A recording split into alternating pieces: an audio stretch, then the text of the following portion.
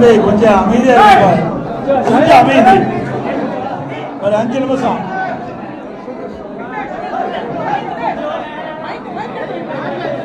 கொஞ்சம் அமைதி அமைதி. எங்க இவ்வளவு சவுண்டா பேசுற, நான் பேசுறது கேட்காது.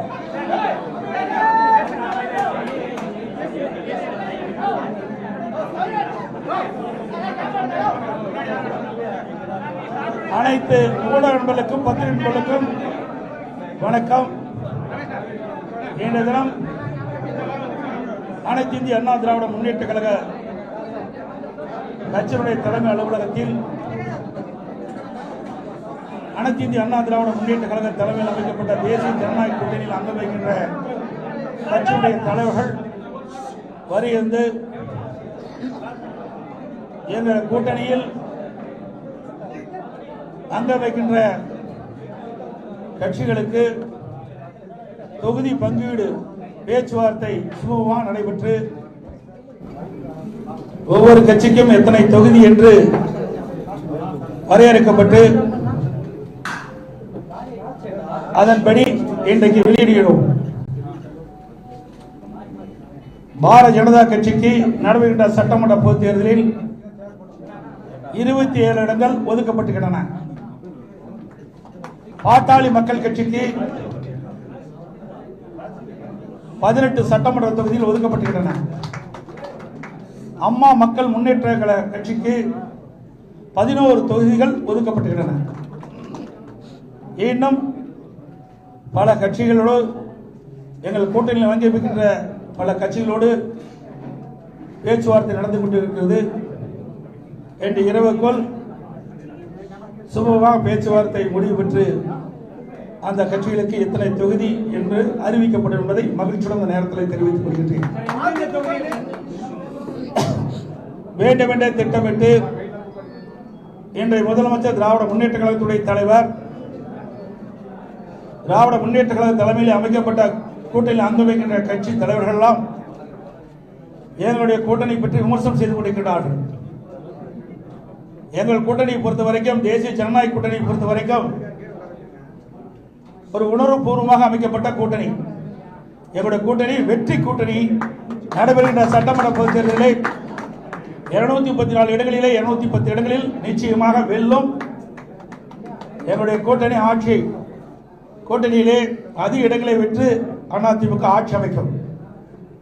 இன்றைக்கு வேண்டுமென்றே திட்டமிட்டு அனைத்து இந்திய அண்ணா திராவிட முன்னேற்ற கழகம் பாரதிய ஜனதாவோடு கூட்டணி அமைச்சிருக்கின்றன. டெல்லிக்கு சென்றால் நாங்களோ எங்கள் கூட்டணியில் அங்கம் வைக்கின்ற கட்சியுடைய தலைவர்களோ டெல்லிக்கு சென்றால் திட்டமிட்டு அவதூறு செய்தியை பரப்புவது இன்றைய முதலமைச்சருடைய வாடிக்கையாக இருக்கின்றது. இன்றைக்கு ஒவ்வொரு கட்சியும் கூட்டணி அமைத்து போட்டியிடுகின்றன. அதன் அடிப்படையிலே எங்களுடைய கூட்டணி அமைக்கப்பட்டு அவ்வப்போது எங்களுக்குள் இருக்கின்ற கருத்து பரிமாறுவதற்காக நாங்கள் டெல்லி செல்கிறோம். ஆனால் இன்றைய முதலமைச்சர் தோல்வி பயத்தின் காரணமாக டெல்லி சென்றாலே பயப்படுகிறார், அச்சப்படுகிறார். ஆக டெல்லி சென்று நடைபெறுகின்ற சட்டமன்ற பொதுத் தேர்தல் குறித்து ஆலோசனை நடத்துகிறோம். இன்றைய தினம் எங்களுடைய கூட்டணி கட்சியுடைய தலைவர்களும் அதிமுக தலைமை அலுவலகத்திற்கு வருகிறது. ஒவ்வொரு கட்சிக்கும் எத்தனை தொகுதி என்று பேச்சுவார்த்தை மூலமாக தீர்வு காணப்பட்டு இன்றைக்கு அறிவித்திருக்கிறதை மகிழ்ச்சியுடன் தெரிவித்துக் கொள்கின்றேன். இன்றைய இரவுக்குள் பேச்சுவார்த்தை நடந்து கொண்டிருக்கின்றது. இன்றைக்கு காலையில் தான் மரியாதைக்குரிய பீஸ் கோயில் அவர்கள் வந்தார்கள். பேச்சுவார்த்தை நடத்தி கொண்டிருக்கின்றோம். இந்த இரவுக்குள் எங்களுடைய கூட்டணியில் அங்கமிக்கின்ற கட்சிகளுக்கு எத்தனை தொகுதி ஒதுக்கீடு செய்யப்படும் விவரத்தை அதாவது ஒரே தொகுதியில் எந்தெந்த தொகுதியில் எத்தனை ஒவ்வொரு கட்சிக்கும் எத்தனை இடங்கள் என்று அறிவிக்கப்பட்டுள்ளது. பிறகு இப்ப பேச்சுவார்த்தை நடத்தி எந்தெந்த கட்சிக்கு எவ்வளவு இடம் ஒதுக்கப்பட்டதோ அந்த இடத்திற்கு தக்கவாறு தொகுதிகள் பேச்சுவார்த்தை மூலமாக தீர்வு காணப்படும். அதிமுக எத்தனை இடங்கள்ல போட்டியிடும் சார்? அதிமுக எத்தனை இடங்கள்ல போட்டியிடும் சார்? அதாவது இன்னும் நான் தான் சொன்னேன், பேச்சுவார்த்தை நடந்து கொண்டிருக்கின்றது. இன்னும் சில கட்சிகளுக்கு நாங்கள் இடங்கள் அளிக்கப்பட வேண்டும். இறுதி செய்யப்பட்ட பிறகு உங்களிடம் நிச்சயமாக தெரியும்.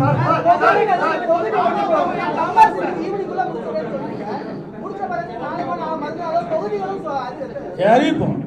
அறிவிக்கின்ற பொழுது உங்களுக்கு அனைவர்களுக்கும் எந்தெந்த தொகுதியில் எந்தெந்த கட்சி எத்தனை தொகுதி இடம்பெற்றிருக்கு அறிவிக்கப்பட்டுள்ளது, அந்த தொகுதி என்னென்ன என்று விவரங்களை பத்திரிகையாளர்களுக்கு ஊடகங்களுக்கு வழங்கப்படும்.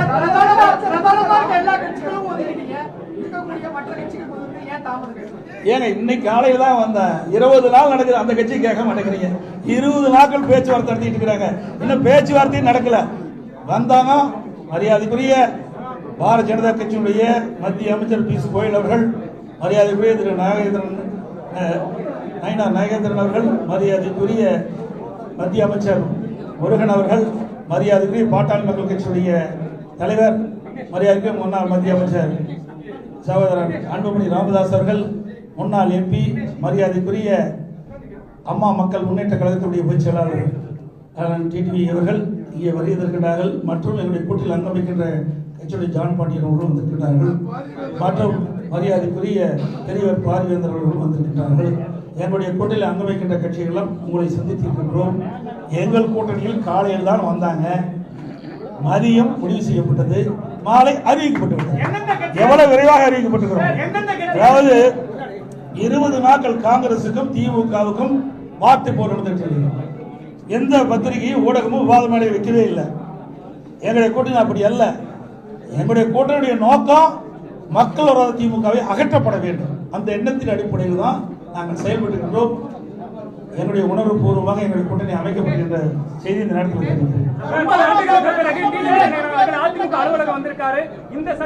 உங்களுக்கு என்ன கஷ்டமா இருக்குது? அவர் வந்து அதே விட மாட்டேங்கிறீங்களா? எப்படியாவது ஒரு பிரச்சனையை எழுப்பலான்னு பாக்குறீங்க. எந்த பிரச்சனையும் கூட்டணியில் இருக்கிற தலைவர்கள் இடம் கொடுக்க மாட்டாங்க. கேக்குறீங்களா? காங்கிரஸ் கட்சி எமர்ஜென்சி கொண்டாந்து விசா கொண்டாந்தது, அவர்கள் இந்த கேள்வி கேட்க மாட்டேங்கிறீங்களே. விசா கொண்டாந்தாங்க, எமர்ஜென்சி கொண்டாந்தாங்க, நாங்களும் ஜெயிலில் அடைக்கப்பட்டோம் என்று சொல்லிக்கிட்ட கட்சியோடு கூட்டணி வச்சிருக்காங்கல்ல. இழுபறிக்கு இடையில தானே கூட்டணி நடந்துட்டு இருக்கு. திமுகவில் கம்யூனிஸ்டுக்கு, இடது கம்யூனிஸ்டுக்கு இன்னும் கூட்டணி பேச்சுவார்த்தை முடியல, இறுதி ஆகல. அதே மாதிரி விடுதலை சிறுத்தை கட்சிக்கு இன்னும் கூட்டணி இறுதி செய்யல. பாவம், என்ன செய்யறது? போனதற்கு 6 சீட்டு வாங்கினாங்க, 5 சீட்டுக்கு அலையோடு அலைஞ்சிட்டு இருக்கிறாங்க.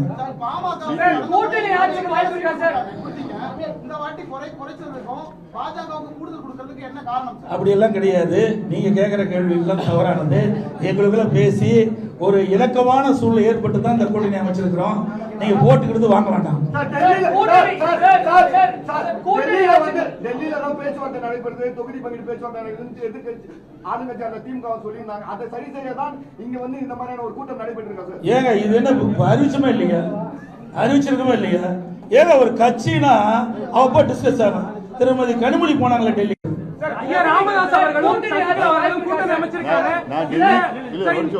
நான் டெல்லிக்கு போனது ராஜ்யசபால போய் கையெழுத்து போட போனேன்.